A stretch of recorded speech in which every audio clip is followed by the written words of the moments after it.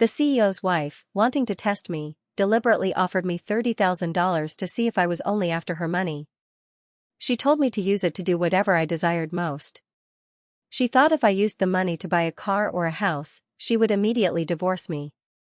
But what she didn't expect was that I used the $30,000 to buy a secluded island and supplies to last a lifetime, completely disappearing from her world. The agent handling the transaction was very surprised, as the island wasn't well known, not even found on maps, equivalent to being entirely out of touch with the world. "Mr. Miller, are you sure you want to buy this island? If you buy it and move there, contacting the outside world will be very difficult." I nodded, my voice filled with a sense of release. What I wanted was to be unreachable. The man across from me seemed startled, as if my request was odd, but being professional, he didn't ask many questions. He simply explained the process and when I could move to the island. When he said it would only take a few days, I sighed with relief, swiped my card, and turned to leave. In my previous life, I didn't even have a chance to spend all this money. This rebirth was so ironic. After our engagement, reliving it, the first thing I learned was not to sacrifice myself. As I exited the sales office, a black luxury car pulled up in front of me. The door opened, and Evelyn Sterling slowly stepped out. The normally composed woman looked frantic, her cold eyes unable to conceal her worry. It was the first time I'd seen her since my rebirth. I couldn't help but say her name, Evelyn. But Evelyn didn't even look at me properly, just grabbed my hand and pulled me into the car. Nathan hurried after me. I tumbled into the back seat, my head hitting something.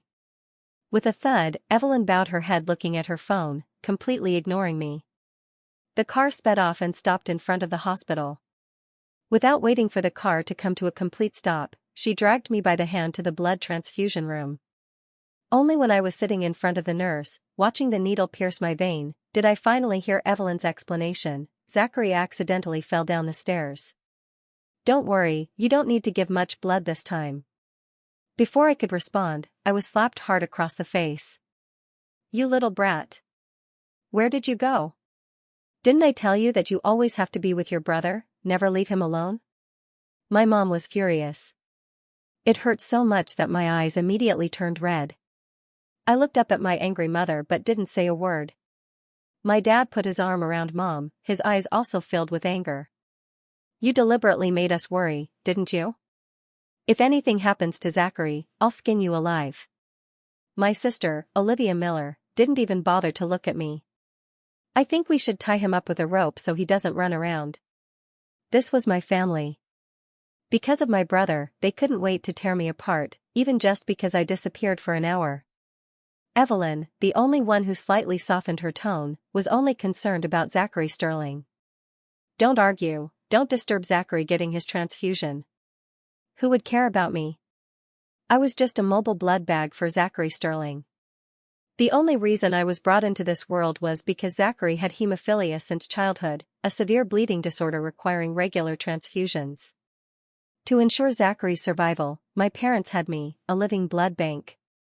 From a young age, I was a blood bag, my arms covered in needle marks.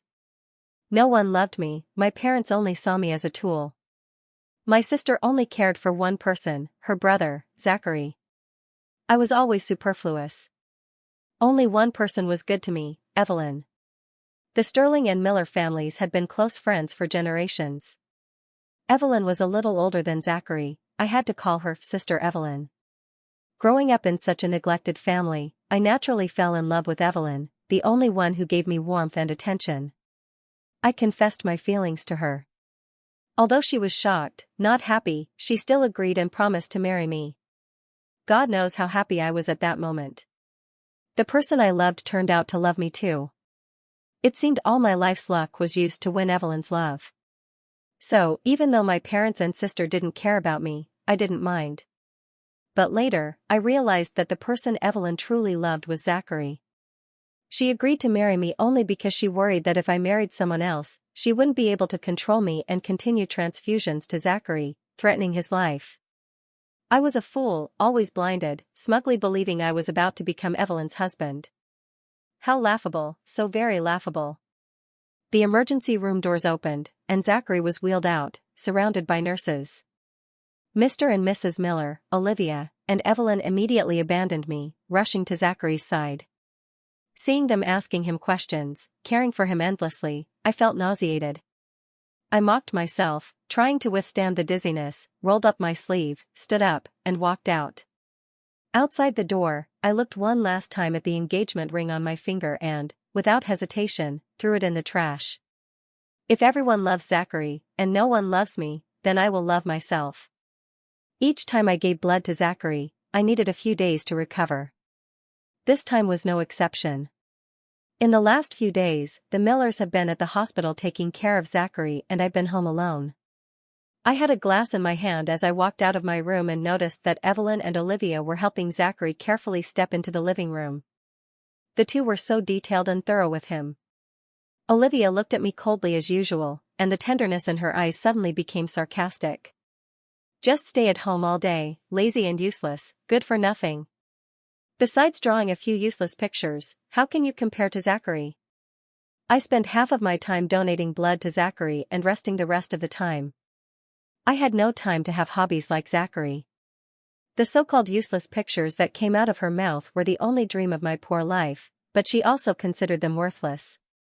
I had heard such things too many times, but each time it made my heart hurt. Evelyn glanced at me as usual and helped me out. Nathan is feeling tired from donating blood yesterday. When Evelyn said that, Zachary immediately pretended to be sympathetic. It's okay, I don't need to eat cake so Nathan can get some rest.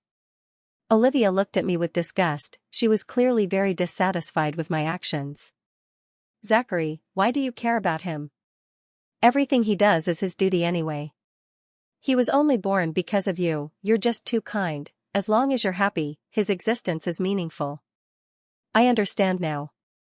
Those straightforward words made my heart tremble fiercely. It was as if countless thick needles were crazily piercing my chest in that moment. During dinner, everyone took care of Zachary diligently. Mr. and Mrs. Miller continuously gave him food. Olivia carefully removed all of the fish bones before placing it in his bowl. The table was full of food that Zachary liked. I bowed my head and quietly scooped rice into my mouth. Suddenly there was a piece of squid in my bowl. I looked up at Evelyn next to me and then looked back at the squid in my bowl. It was difficult for her to manage a bitter smile at this time, but she still needed to pretend to love me a little. Near the end of the meal, Mr. and Mrs. Miller took the initiative to mention the wedding between Evelyn and me. Zachary put down his chopsticks and propped his head up with his hand. Mom and Dad, I felt very weak lately and I'm afraid that I won't be able to attend the wedding, but I really want to witness their happiness. How about postponing the wedding and we wait until I am healthier? Everyone knows that in this family his requests are always fulfilled. There was no need for him to pretend to be embarrassed. Mr. and Mrs. Miller and Olivia of course agreed immediately, only Evelyn stopped for a moment and looked at me to get my opinion. Nathan, do you agree? Zachary used this reason in my past life to postpone the engagement year after year. As long as he didn't agree, Evelyn would never marry me. Thinking of this I laughed at myself and thought whatever, do what you want. I put down my chopsticks and waited for myself to finish eating and then went straight upstairs without looking back at my somewhat decisive back. Evelyn felt for the first time that I seemed to have changed. She couldn't put her finger on what was wrong. I'm definitely different now. Since the wedding had been postponed indefinitely, the two of them naturally didn't need to plan for it anymore. Evelyn now has more time that she can spend traveling with Zachary. Zachary deliberately invited Mr. and Mrs. Miller and Olivia to join him, but not me. Under the pretext that I needed to rest after donating blood. Right, they were a happy and harmonious family. If I went, wouldn't I be a thorn in their sides? Zachary sent me photos whenever he arrived somewhere. The pictures have picturesque scenery. He stood in the middle smiling and receiving kindness from the people around him. Nathan, it's a pity that you can't come. The scenery here is really beautiful. Dad and Mom said that if I like this place, they will buy a house here and you can come live here too. Sister Evelyn said that she will come with me wherever I want to go in the future. Sister Evelyn also gave me a big gift here. Do you want to know what it is?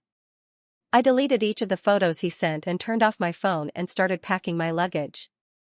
I just need to persevere for a little longer and I will be completely free. At that moment, there was a rustling sound below. The movements in my hand stopped and a few images suddenly appeared in my mind.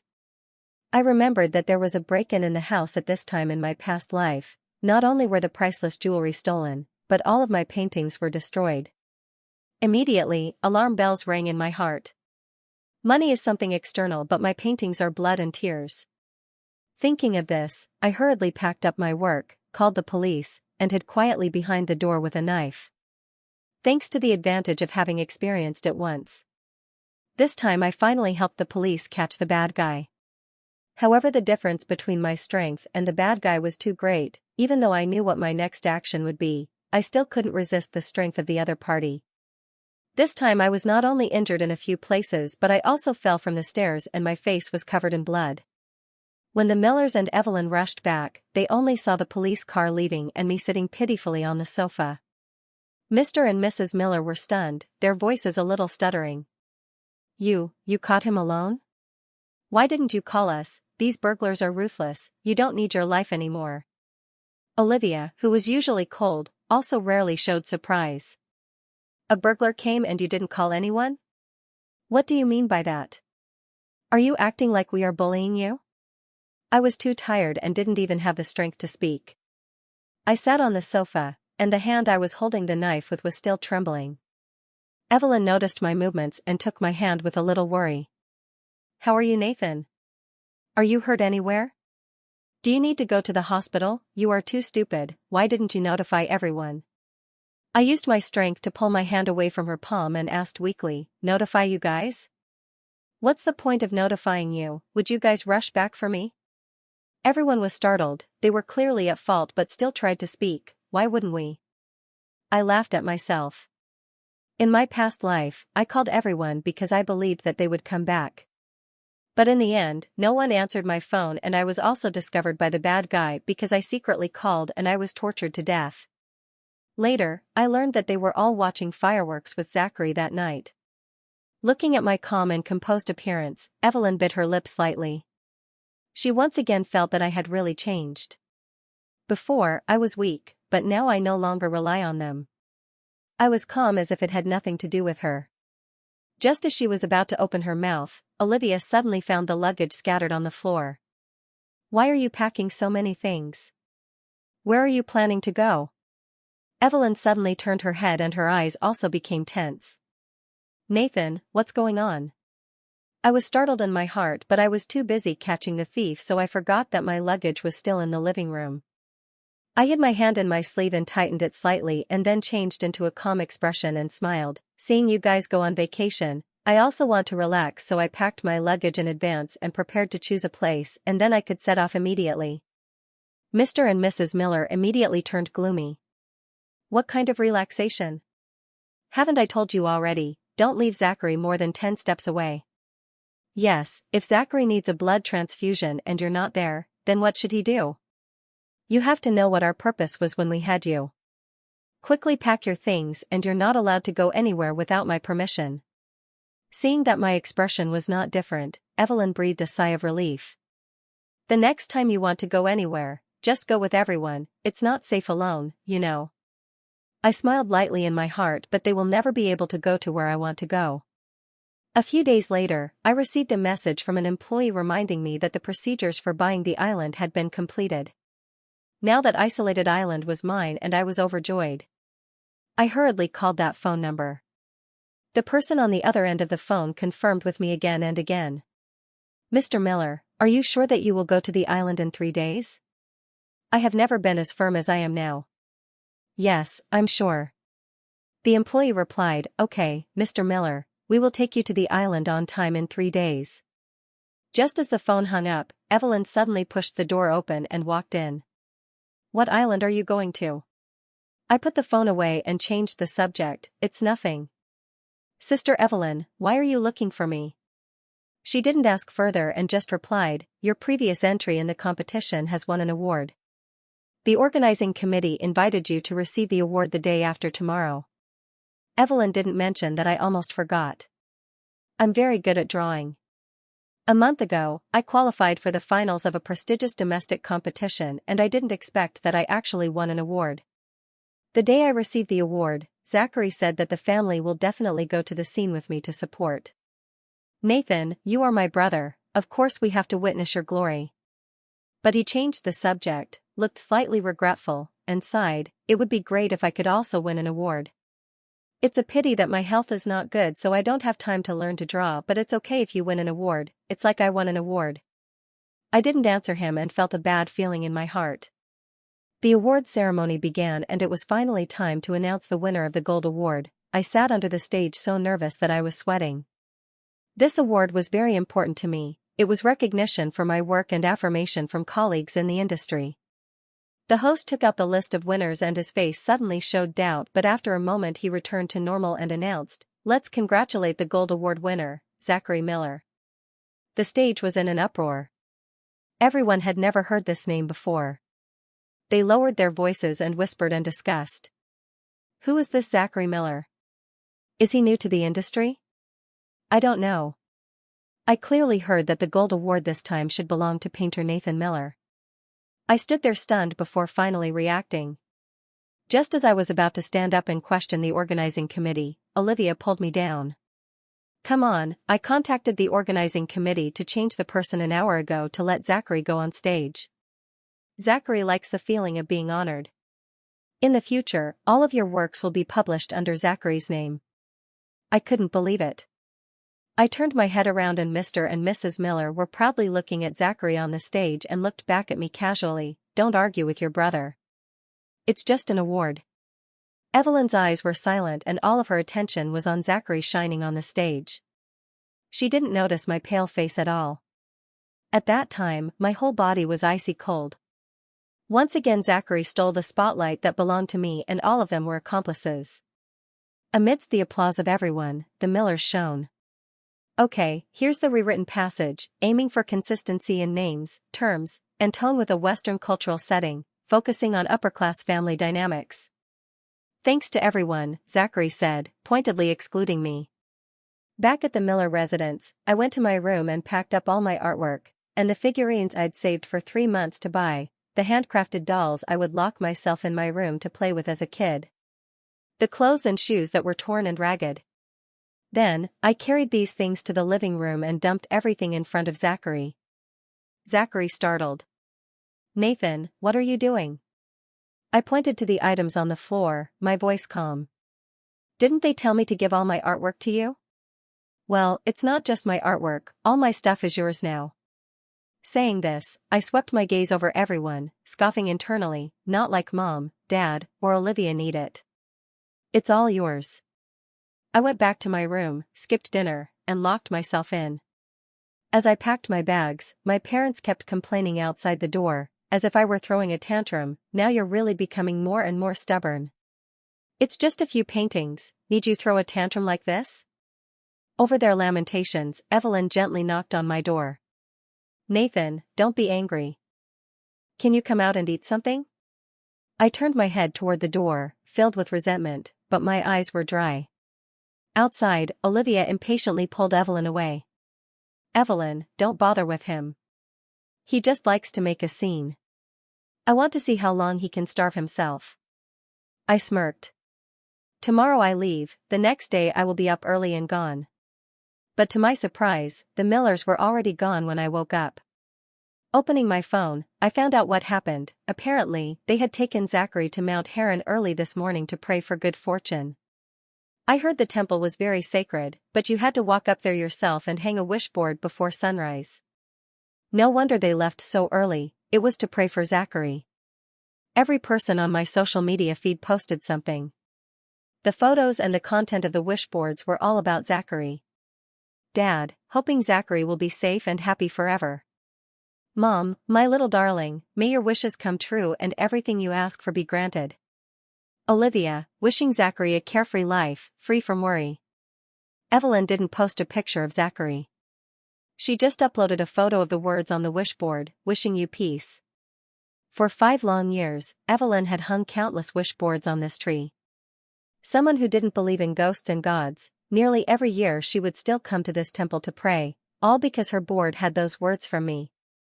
I always thought the person in her heart was me. Until I was dying, I learned the truth. In the end, every wish board had Zachary's name. It turns out I had moved myself for so many years. It was all a joke. Fortunately, heaven gave me a chance to do it again, and I am now fully awake, not repeating the same mistakes. Ding. A text message popped up. Mr. Miller, welcome to the island. Please go to the airport now. We will have staff to pick you up. Wishing you every day on the island filled with happiness, peace, and free of worry.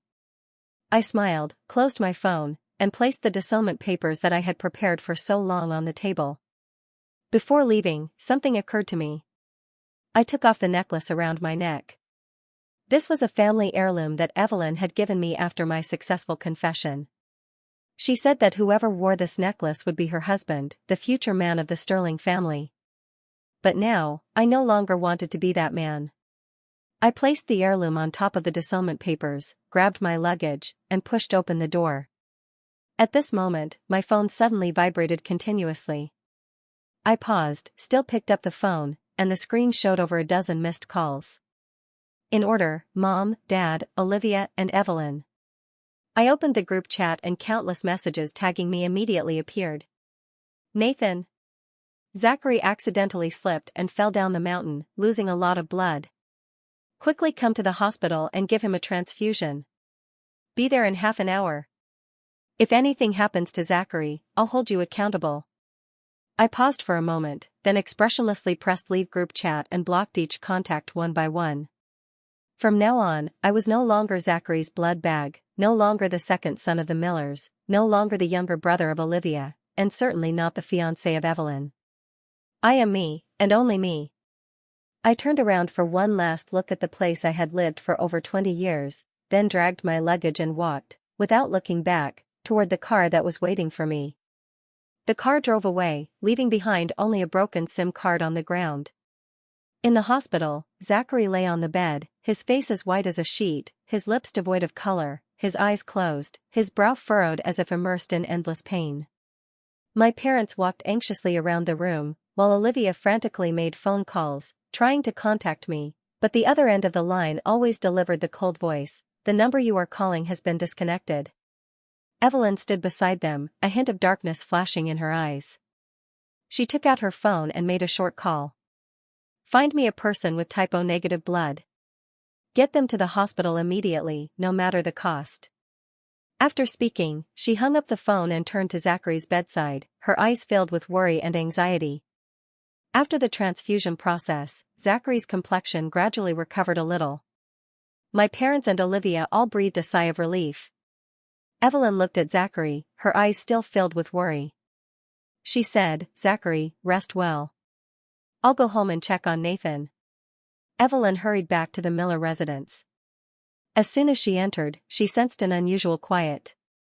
She walked into the living room, saw the disownment agreement and the heirloom on the table, and her face immediately went pale.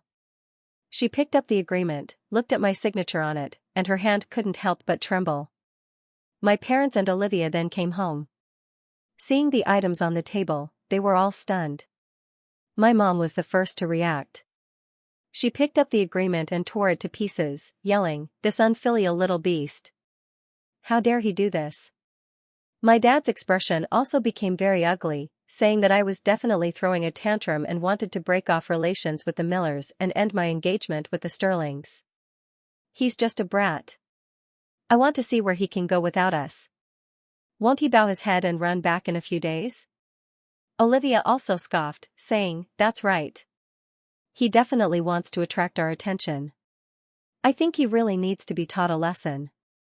Just ignore him. We should still go to the hospital and look after Zachary. He can throw a fit whenever he wants, but he deliberately does it when Zachary is hurt. If anything happens to Zachary, I will never forgive him." With that, the whole Miller family slammed the door and left, leaving only Evelyn gripping the family heirloom tightly in her hand, feeling a vague sense of unease in her heart. Is he really just throwing a tantrum? Will he really come back in a few days? Will she just come back? After all, they haven't held their wedding, and she thought I loved her that much, I would definitely come back. She said to herself again and again, then put the necklace in her chest and hurried out of the house.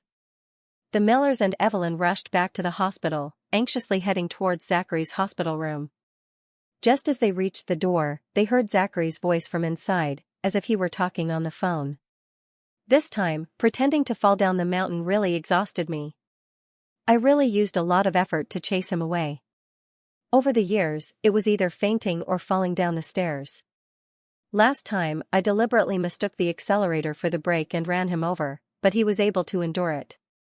But luckily, everything is over. Once I chase him away, no one will compete with me anymore. I don't need to pretend to be weak anymore. Hearing these words, everyone was struck by lightning, standing still in shock. How could Zachary do such a thing? They always thought he was weak and innocent, but they didn't expect that it was all his conspiracy. My parents and Olivia rushed into the hospital room, their faces ashen. Zachary saw them, his face immediately pale, and the phone fell to the ground with a thud. "Zachary, why would you do such a thing?" My mom's voice trembled, her eyes filled with disbelief. Zachary hurriedly ran to them and grabbed them. "Mom, Dad, I was wrong. I was just too afraid of losing your love. You only have one son, one daughter, but you gave birth to Nathan.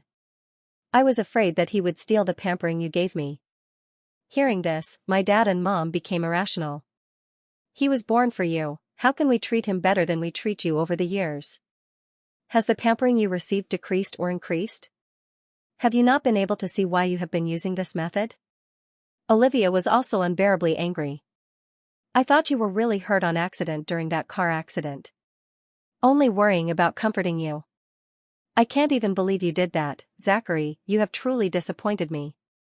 Seeing my mom and dad were angry, Zachary immediately recovered and grabbed their sleeves and said bitterly, "I didn't mean to. I'm not always doing things that disappoint you with that goal in mind. You love me the most. Please forgive me, Dad. Every time you lost sleep and had a headache, it was me who made the aromatherapy to help. Olivia, when there was an earthquake, I was the one who saved you from the rubble." There was a hint of wavering in Olivia's eyes, and my parents also revealed a look of reluctance. Zachary looked at Evelyn, his face full of grievance. "Evelyn, you like me, don't you? That time when I played the piano in the flower garden, you fell in love with me right away. He was only born to provide blood to me. I know it's not right for me to let him donate blood so many times, but I couldn't stand him stealing your love."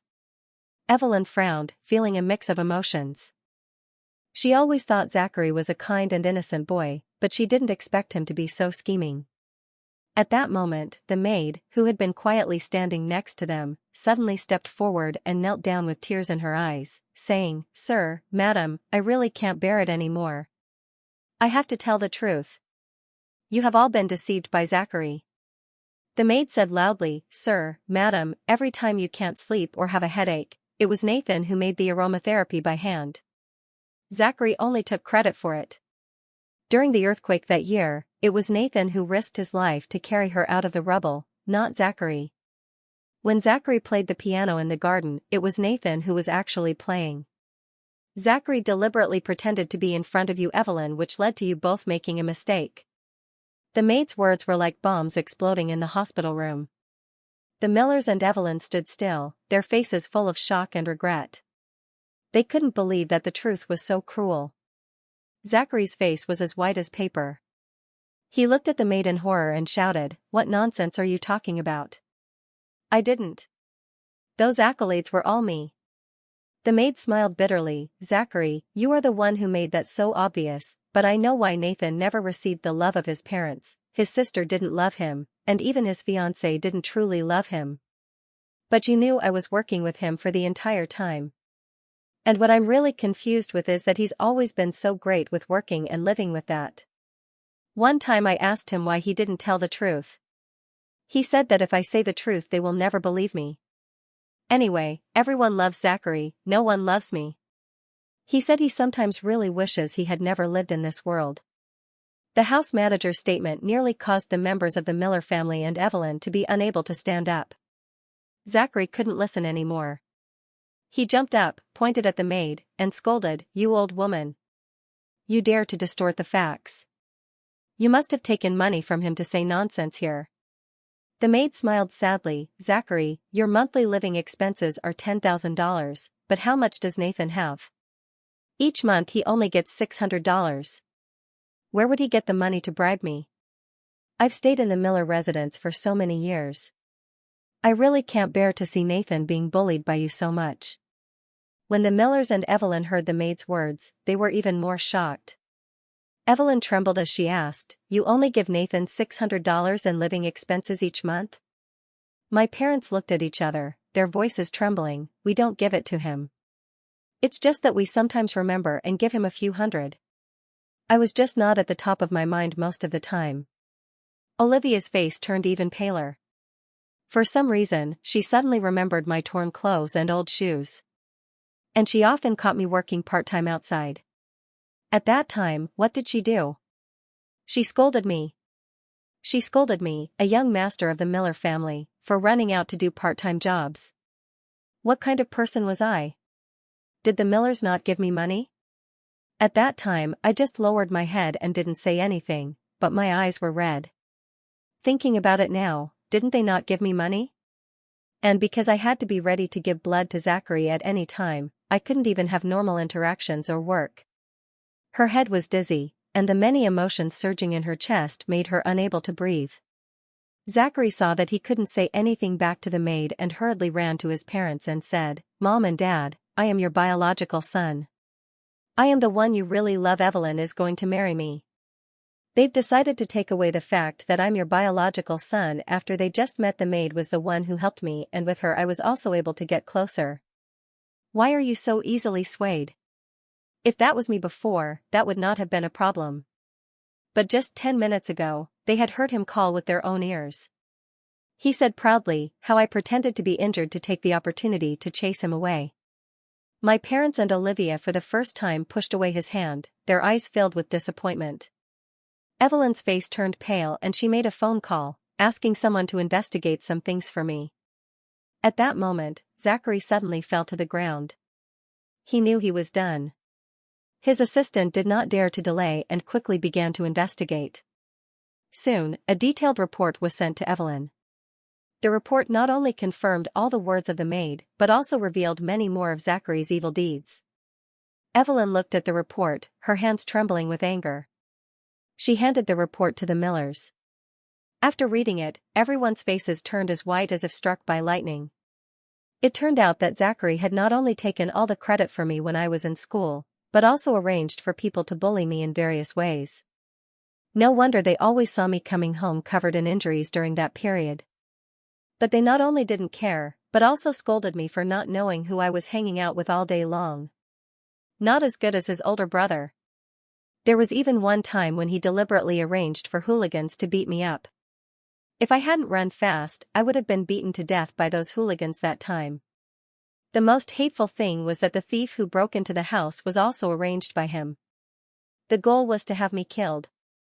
You bastard. My parents couldn't believe that their outwardly obedient son could do such cruel things. Olivia was filled with regret as she looked at Zachary, with a burning flame of anger in her eyes. "Zachary, Nathan is your brother. How could you do such a thing?" Zachary saw that the situation was hopeless, so he had no choice but to take a gamble. He laughed crazily. "That's right. I did it all. So what? I just want him to disappear. I want to have everything. You said you only love me. Only I am your son. So why did you give birth to him? Anyway, he was born to give blood to me. But why does he have to beg for your love? Doing so many things for you. Isn't that making me, as an older brother, look very useless? And Evelyn, obviously I liked you first. Why did the first person she met back in the country that she had to be so nice to that day? I had to play the piano in the garden that was being played, making Evelyn fall in love with him right away. When someone asks who plays I had to lie, of course I had to replace it." His laughter echoed in the hospital room, making people cringe.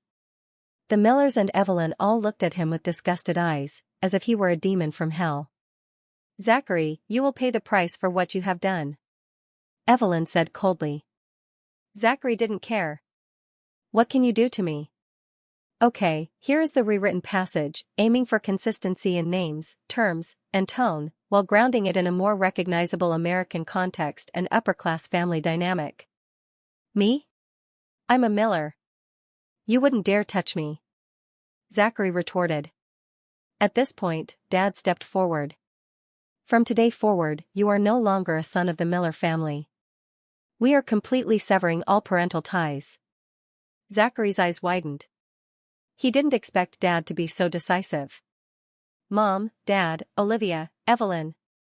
I can't lose everything. I have hemophilia. If you kick me out of the Miller family and I am no longer a Miller, how will I survive? He tried to plead, but the Millers were completely disillusioned with him and didn't care about his pleas. Evelyn turned and walked out of the hospital room. She wants to find me, tell me everything, beg for my forgiveness. Maybe she finally realized that I was the one she truly loved. Maybe, but considering everything she's done to me in the past, maybe I already knew the truth about her interest in me and that was why she was leaving so decisively this time. Even her old family heirloom, she left it with me and returned it to my care instead. Her words, not mine, it's all her fault. Why couldn't she see me before? She just couldn't see who I was no matter what. But considering that, she shouldn't feel bad because she was always a couple of steps away from marrying the man she was meant to be with. After that there was nothing to stop her, that's if it ever had to be that hard. No matter what happened the two would have always found each other. Why couldn't she understand that? She also couldn't handle losing me and that was why she found my secret phone. Discovering that she couldn't reach me on my cell phone, Evelyn mobilized all of her connections, practically turning the city upside down, but there was still no news of me. Her eyes were filled with fatigue and worry, and each unsuccessful search was like a knife stabbing into her heart. My parents and Olivia were also as anxious as fire. They kept vigil by the phone day and night, expecting news of me. Mom cried all day, constantly blaming herself. It's all our fault. We pushed Nathan away. If we had discovered Zachary's scheme earlier and treated Nathan a little better, the boy wouldn't have left us. Dad's face was also full of regret. His back seemed to have hunched over overnight, his former dashing demeanor gone, replaced by an old man, worried about his son. Olivia was like a headless fly, asking everywhere. She asked everyone she met if they had seen me, but always received a disappointing answer. As time went by, everyone's anxiety grew more severe, almost falling into despair. Evelyn began to expand the scope of the search. If she couldn't find me in the city, she would search the whole country. If she couldn't find me in the whole country, she would search the whole world. Dad and Mom plastered photos of me in every corner, hoping that someone good would provide a clue. Olivia also posted countless articles searching for me online, detailing my physical characteristics and the circumstances of my disappearance, but it was still like a stone sinking to the bottom of the sea. One day, a private investigator called, saying, a young man who resembles him seems to have been discovered in a remote town. Evelyn immediately drove over, her heart racing. Her heart was full of both hope and fear of disappointment. When she arrived in that town, she went to the address provided by the investigator and found that it was just a misunderstanding. That young man only had a back figure slightly similar to mine. When he turned around, Evelyn's heart immediately sank to the bottom. Returning home, the Millers saw her disappointed expression, and the last shred of hope in their hearts vanished. Mom collapsed to the ground, crying loudly. Dad sat silently beside her, holding his head in his hands, tears falling through his fingers. Olivia angrily punched the sofa. She shouted, Nathan, where are you? Why do you have to punish us like this?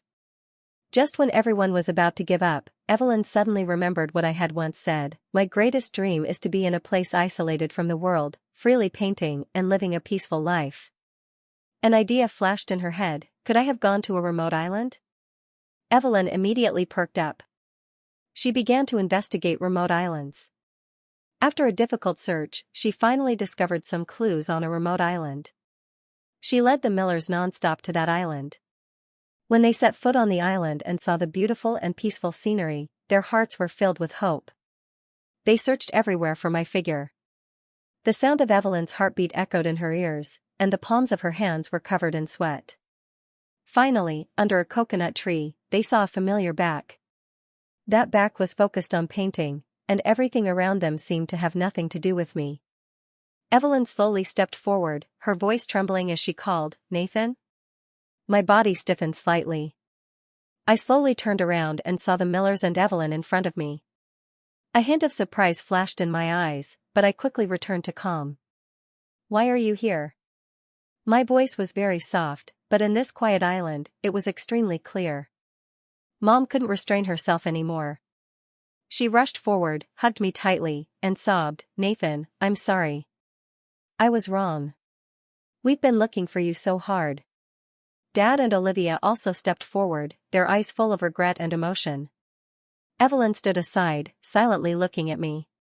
In her heart, there were thousands of words she wanted to say, but she didn't know where to start. She knew that it was their fault that had caused me so much pain. She was afraid that her reapproach would hurt me.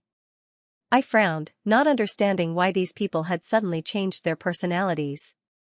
I coldly pushed the person in front of me away and said, "Have you mistaken me for someone else? Please look clearly. I am Nathan Miller, not Zachary Miller, whom you love."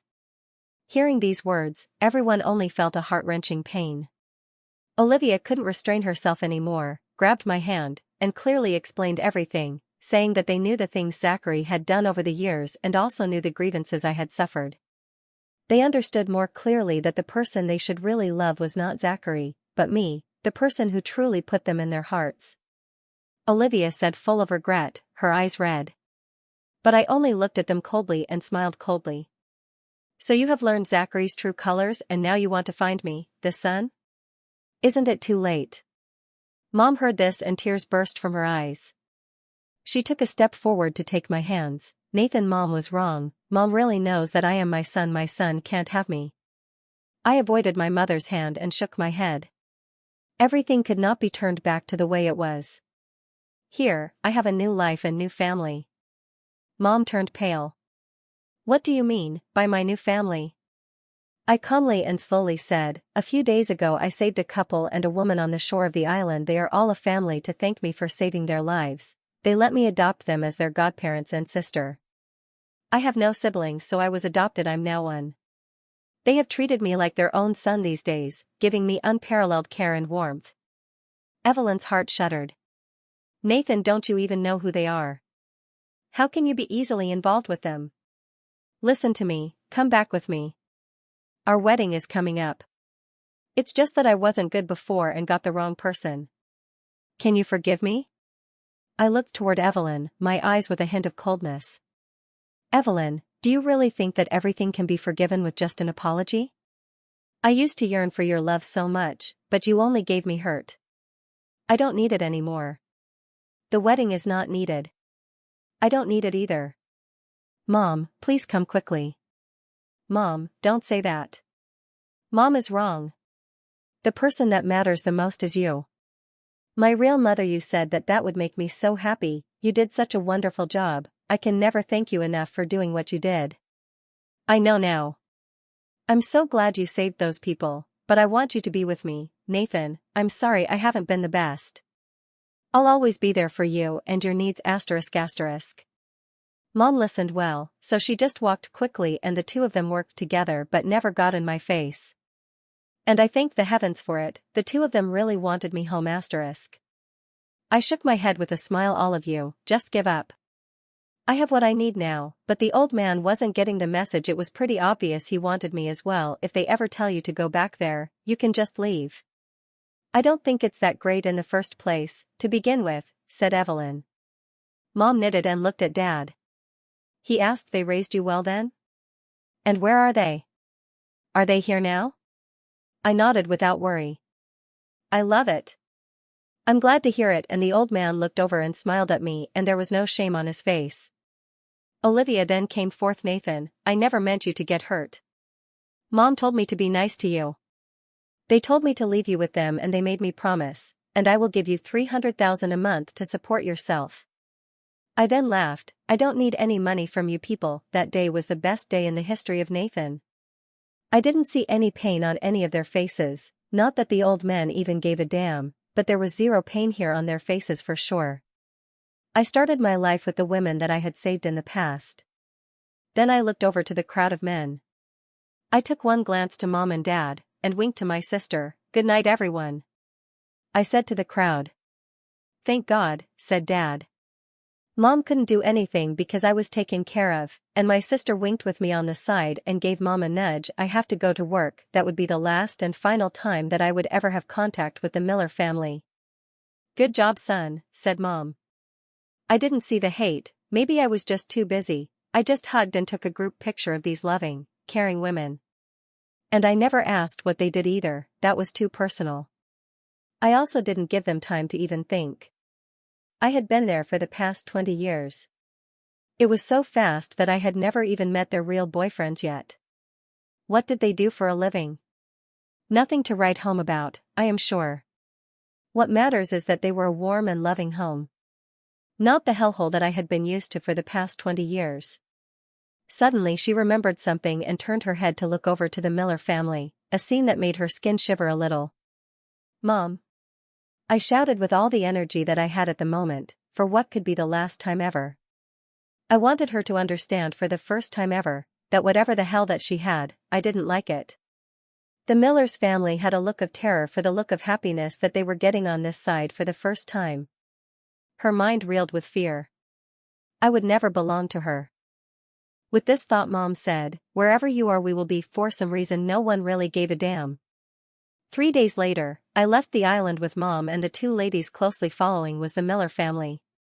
As soon as she got off the plane I went to the home and the Miller family wasn't allowed. "I'm so sorry, this is a home. Private homes only, it would never happen, I'm done."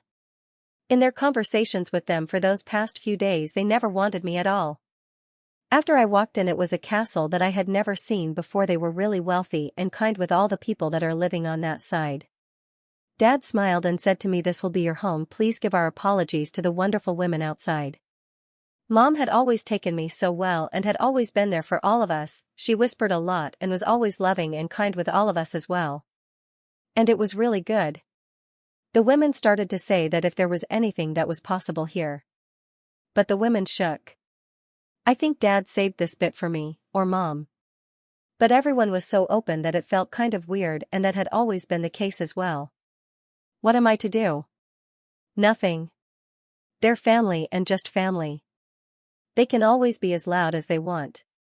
"Mom, I never could have. I love this. You want to come back?" "I love you." I quickly pulled back a few steps and was still trying to go forward. "There's no way." "I love you. I am happy with my mother." Okay, here's the revised passage, maintaining the established tone, characterizations, and American setting context, while incorporating the specified plot points. How did everyone treat you before? From now on, they'll only treat you better. I was stunned. I just felt I wasn't worthy, not worthy of such good parents, not worthy of such a good family. Hearing this, Mom, Dad, and Lauren fell silent, remembering my background that had just been investigated. Lauren took a deep breath and said gently, "Nathan, you are the best guy in the world. You have to know you deserve the best." Deserve? The three of them nodded at the same time, firmly. My eyes turned red. All right, then I'll stay. The days at the Sterling household were like living in a beautiful dream, surrounded by endless love. My parents took care of me attentively, preparing the breakfasts I loved every morning. Lauren was always by my side. She took me to every corner of the mansion. She even took me to the mansion's private theater, showing me her favorite movies. The two of us leaned against each other on the plush sofa, sharing our thoughts. When I expressed my desire to continue painting, the Sterling family fully supported me. Dad created a spacious, bright, and fully equipped art studio for me, filled with high-end drawing tools and precious paints. Mom searched everywhere for the works of famous artists for me to admire and learn from. She also invited famous painting teachers to guide me. Lauren was often with me, spending quiet and wonderful afternoons in the studio, silently watching me intently as I painted. The love in her eyes grew deeper and deeper. The Sterling family often held grand parties, inviting celebrities and important people. Every time they met, they proudly introduced me to everyone, treating me as one of their family. I gradually became confident and cheerful at these occasions. My handsomeness and talent also shone before everyone. Lauren always held my arm tightly, making me feel extremely secure. When I fell ill, the Sterling family's care was even more thorough. Dad immediately contacted the world's top medical team and conducted a comprehensive examination and treatment for me. Mom personally cooked nutritious soup and fed me spoonful by spoonful. Lauren kept vigil by my bedside day and night, always monitoring my condition, her eyes full of worry and heartache. Under the love of the Sterling family and Lauren, I was reborn. I was no longer the self-conscious, timid boy who endured injustice, but a young man full of light, surrounded by love. At the same time, the Millers and Evelyn were racking their brains, trying every way to beg for my forgiveness. Mom and Dad wrote long apology letters by hand every day, recalling every childhood memory and expressing their deep regret. However, I always remained indifferent to these things. My new life at the Sterling household was full and happy. The love and care that the Sterlings gave me made me gradually learn to let go of the pain of the past. But this didn't mean that I could easily forgive the Millers and Evelyn, who had hurt me so deeply. Until this day, I received a letter from Evelyn, saying that she wanted to meet me once. I clutched Evelyn's letter. I struggled in my heart for a long time, but finally decided to go to the meeting place, just to be able to completely cut off all the past ties. I carefully chose a simple shirt, casually combed my hair, trying to face everything that might happen with the calmest attitude. When I arrived at that abandoned warehouse, the strong, rotting smell assaulted me.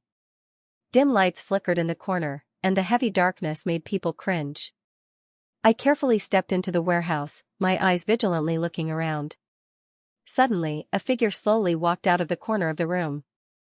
I looked closely and found that it was Zachary, dressed as a beggar. His hair was as messy as dry grass, his clothes were torn, his face was dirty, and his eyes revealed an unpredictable look. "Nathan, you've come." Zachary's voice was hoarse and dry, like an echo from hell. I was startled, instinctively taking a step back, and vigilantly asked, "What are you doing here? Where's Evelyn?" Zachary laughed coldly and slowly approached me. "Evelyn? Do you think she could still easily meet you? Today it's just you and me." I frowned, and a sense of unease rose in my heart. "Zachary, what do you want to do? We have nothing more to say to each other." Zachary suddenly laughed crazily, his laughter echoing in the empty warehouse. "You have nothing to say? You stole everything from me. Now you are a young master loved by billionaires, and I was kicked out of the Miller family, and have nothing. I became a beggar. Why is that?" A surge of anger rose in my heart. "I stole everything from you? Don't forget, from childhood to adulthood, you were always the one stealing my things. It was you who made me a blood bag. It was you who made me endure all the pain." Saying this, he took out a spray bottle and sprayed it at me. I couldn't stop it in time and completely lost consciousness. When I woke up, I found myself tightly bound. Zachary was holding a knife to my neck. He'd called both of our families. He wanted to see now how much they cared about. Soon after, footsteps came from afar to the warehouse. The Sterling family and Lauren arrived first. When Lauren saw me being controlled, her eyes immediately turned red and she roared at Zachary, "Let him go. If you dare to touch a hair on his head, I'll make you die without a burial place." My parents were also horrified and angry. "What sin has Nathan committed against you that you have to treat him like this?" Next, the Millers and Evelyn also rushed over. When Mom saw this scene, she collapsed to the ground, crying uncontrollably. "Oh, my son. Zachary, how could you be like this?" Dad's eyes were blazing as he stared at Zachary. "You unfilial son, doing such a heaven-defying thing. How could the Miller family have someone like you?" Evelyn was full of self-blame and anxiety. She stared at the knife in Zachary's hand, afraid that he would hurt me in a moment of impulse. She said softly, "Zachary, if you have anything, just aim at me. Let Nathan go. He's innocent." Zachary looked at everyone's reaction, his face revealing a distorted smile. He waved the knife in his hand, crazily saying, "Innocent? He stole everything from me. My family. My love. And I'm going to fix it right now." Next, a look of viciousness flashed in his eyes, staring at everyone present. He shouted, "Oh yeah? You care about him so much? Then you all kneel down." I looked at him in disbelief. "Zachary, what are you talking about?" Even before I was done it. Lauren was the first to kneel down. Next were Mom and Dad, then Evelyn. Then came Mom, Dad, and Olivia, all kneeling before him. "We've kneeled. Please spare Nathan." Seeing this scene, Zachary looked at everyone kneeling before him. He didn't seem satisfied, but only became even more insane. "You love him so much that you're even willing to kneel for him? What about me? Mom, Dad, Olivia, Evelyn. You clearly loved me the most before." Zachary's gaze swept over the Millers and Evelyn, his eyes full of pain and madness intertwined. "And the Sterlings? Aren't you the most noble family? Aren't you the richest billionaires in the world? Billionaires. Yet you just kneel down for an inconvenience. Why is that? Why? Not to mention the evil, and that was not for me. The problem was you would think a family is loving that it will last, and instead of lasting it was more of I would never go with the girl." Lauren's face fell with rage, and that was the most impressive. "As long as you let him go, you can tell me to die, and I'm willing." Dad looked at Zachary with his face like a monster. It was almost cartoonish with all the tears and fears in his eyes, and the rest of my family were there for sure. Dad looked at Zachary, his eyes full of heartbreak and helplessness. He said in a trembling voice, "Zachary, we used to love you very much, but look at what you've done.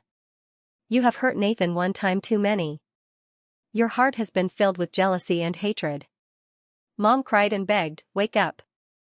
Don't make more mistakes. Hurting me won't make me happy."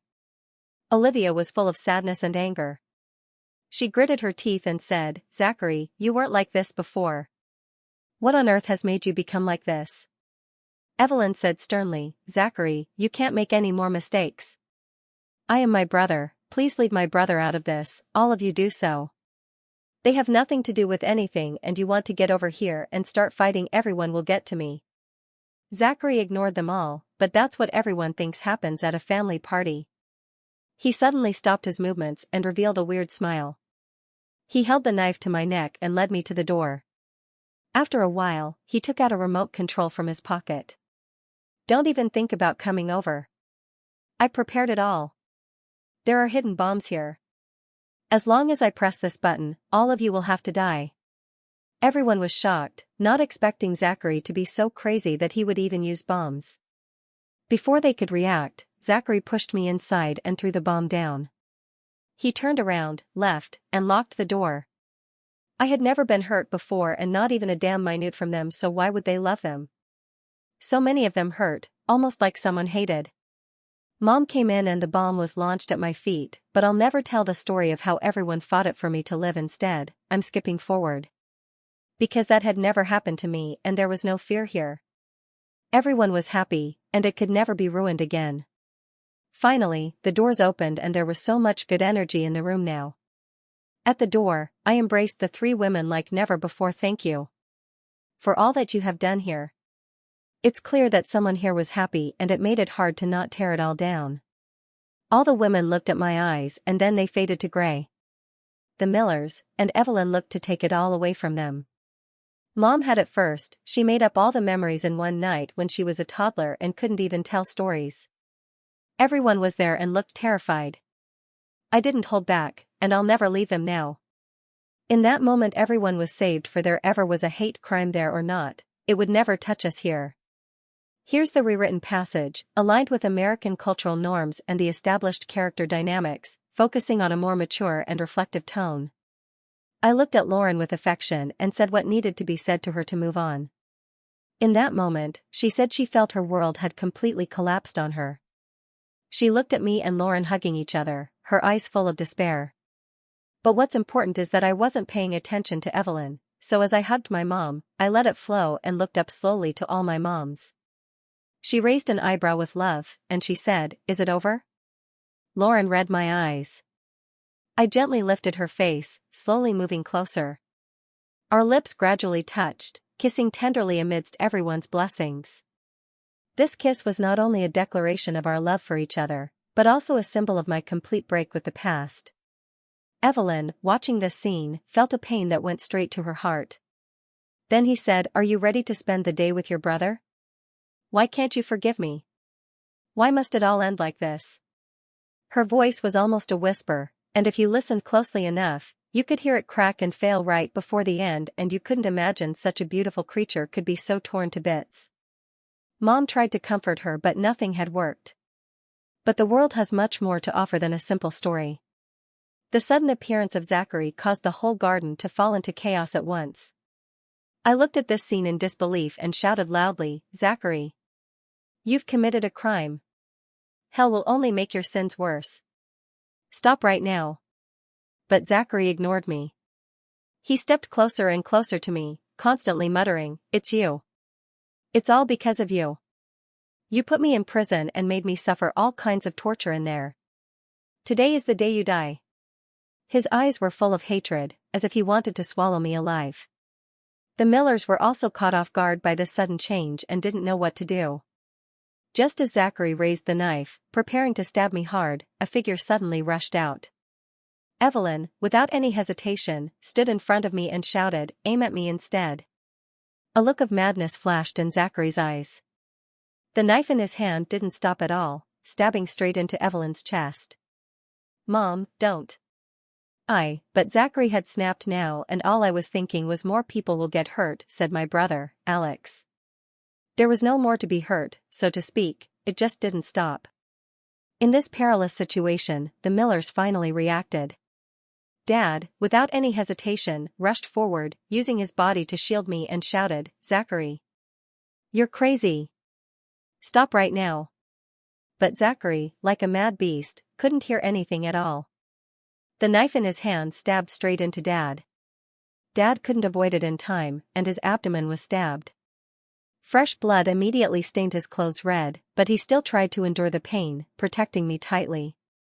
Mom saw her husband being injured and shouted in horror, but she didn't hesitate to rush forward, trying to hug Zachary, preventing him from committing further crimes. "Zachary, what are you doing?